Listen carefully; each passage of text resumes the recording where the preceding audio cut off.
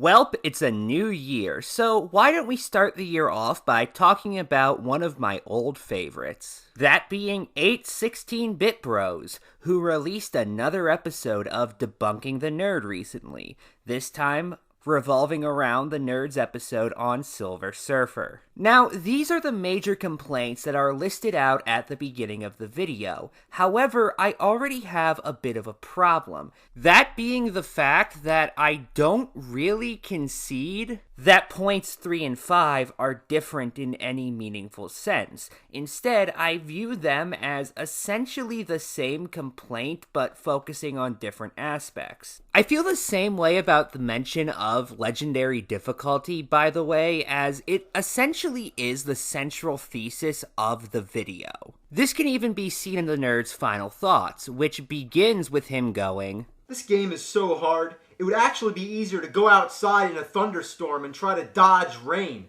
It would be easier to walk barefoot without your toes or heels touching the floor. It would be easier to pick fly shit out of pepper while wearing boxing gloves." The nerd then continues this rant by saying, "The fact that you can get hit only once pretty much means that you're weaker than every other enemy in the game. How do you die from just touching a wall? I can understand if he's flying at like 200 miles per hour and he crashes into the wall, but the fact that he just touches the wall and dies is just ridiculous." But those aren't so much separate points from the original statement as they're explanations of the central theme of this review. That being that Silver Surfer is needlessly difficult. The lack of hit points put together by your inability to survive touching essentially anything adds on to this quite a bit. Going back to the originally highlighted points, the reason why your inability to touch a lot of the scenery is so infamous is because of how narrow the passageways are. Similarly, the narrow passageways are so infamous because you are unable to touch a lot of the scenery. For reference, here's how they respond to point 3. "I can't touch the walls?"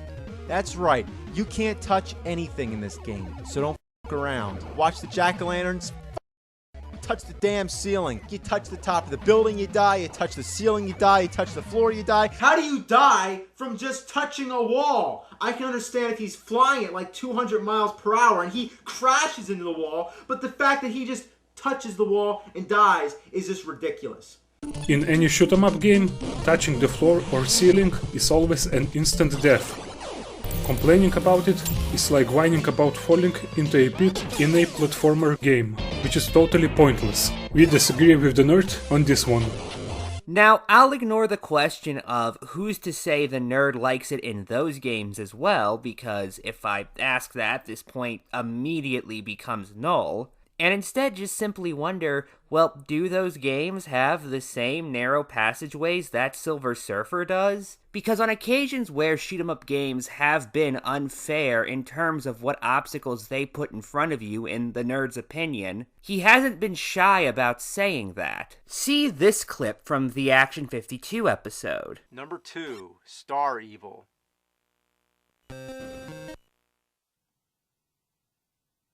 Who's gonna dodge that? Nobody! Not the first time! You'd have to know, oh, this is gonna be a vertical 2D shooter, and there's gonna be an obstacle immediately at the start of the game.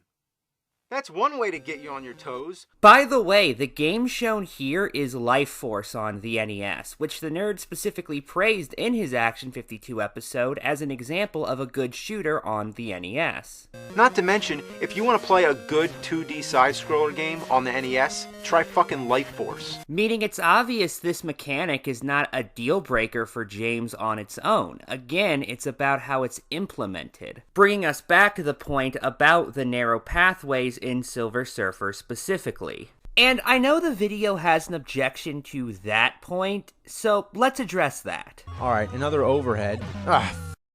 I can't believe this. You can't touch the ground. That means that you have to stay in the brown area, which pretty much limits you to about 20% of the screen. This is ridiculous. Just staying within this narrow range. You have such a tight space to maneuver if you want to kill these things.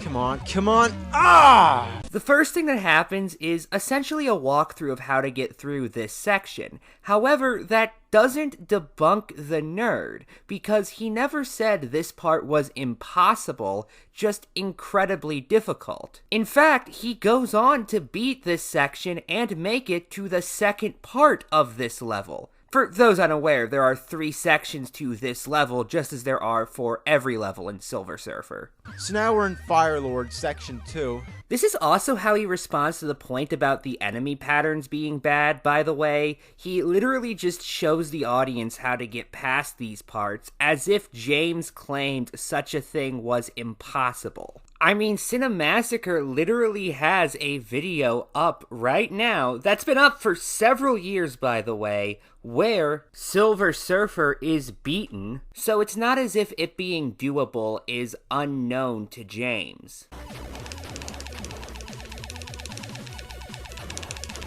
He fucking hits. Yes! Yeah! Congratulations. Oh my god. This is the end, huh? Holy shit. This is the end?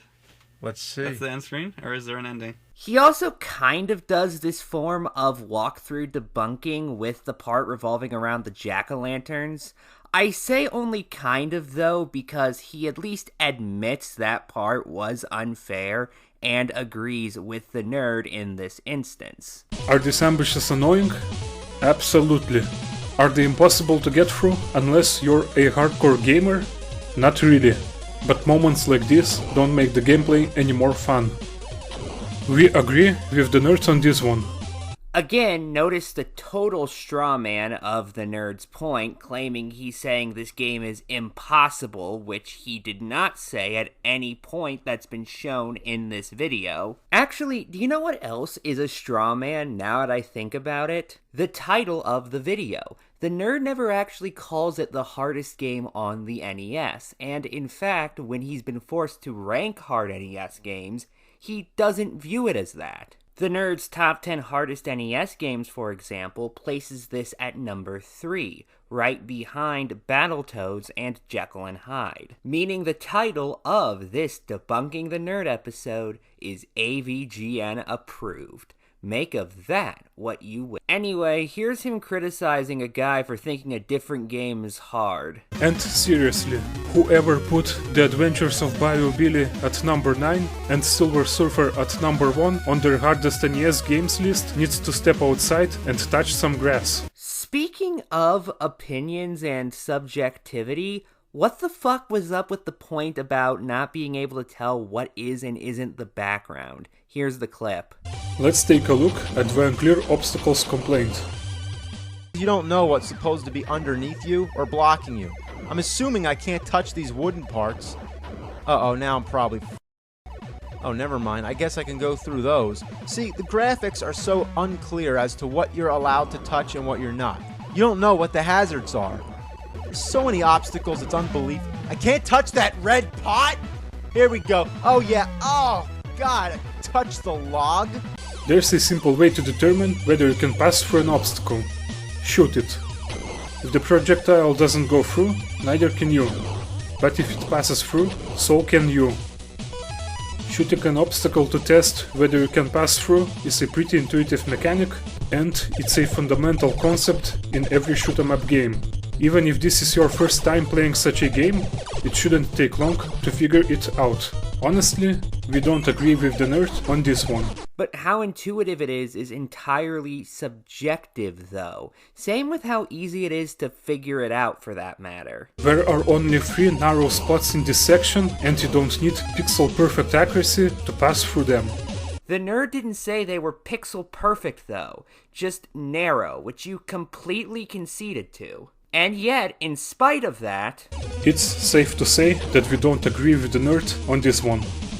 Regarding discussion of difficulty, which is the next point that is made, look, if this guy thinks Silver Surfer is easier than other games on the NES, that's perfectly fine. Albeit I find comparing a chaotic moment from some other shoot-'em-up on the NES to a more calm moment in Silver Surfer to not really prove anything, if only because Not only could both of these examples be cherry-picked, I'm not saying they are for the record, I'm just raising that possibility, but also I don't really know enough about this other game to get an understanding of if this part is difficult or not. What are the mechanics of this game? Does it handle lives the same way Silver Surfer does, or is it more along the lines of, say, Contra, which the nerd compares Silver Surfer to for the sake of making a point? Well, then couldn't you have extra lives? Which you do, but they don't matter because when you die, you start back from the beginning of the stage. There's some checkpoints along the way, yeah, but that doesn't change the fact that when you die,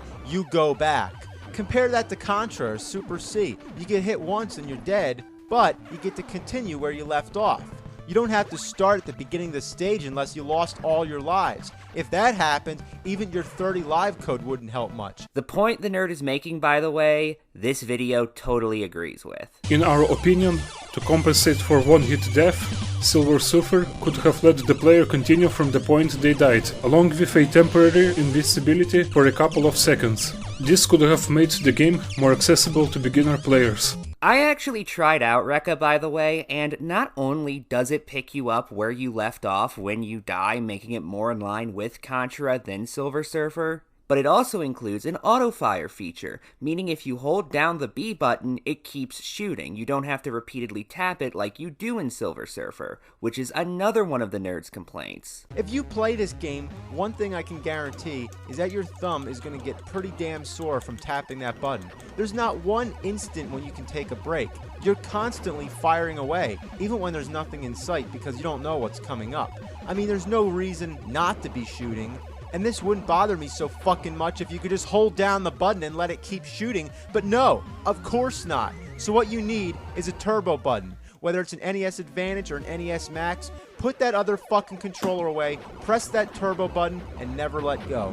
Now, this is a complaint of the nerds they didn't agree with, but the argumentation against it leaves quite a bit to be desired. So, let's address that. The amount of shooting that needs to be done is way overblown by the nerd. In Silver Surfer, enemies come in small waves. Following each wave, the player has enough time to get ready for the next one. You definitely don't need to keep shooting, especially when there's nothing happening on screen. I mean, I guess, but a player, especially a new one, isn't going to be sure when one wave ends and a new one begins. Meaning, even if there are technically places where you don't need to shoot, you aren't going to know where they are unless you already have the levels memorized. Typically, in shoot-em-ups, the player is not given a lot of downtime between waves, forcing the player to often take split-second decisions and hope for the best. That has nothing to do with the point the nerd made. Most, but not all shmups on the NES have an auto-attack feature when the attack button is held. The exclusion of auto-attack in Silver Surfer was likely an oversight from the developers. The Turbo controller solves this issue.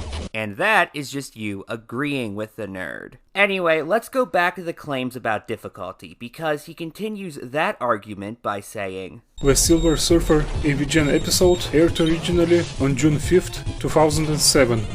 Before this, there were no claims on the internet about the game being one of the most difficult NES titles, but after the episode, the internet consensus shifted, and Silver Surfer was suddenly considered the hardest or one of the hardest NES games.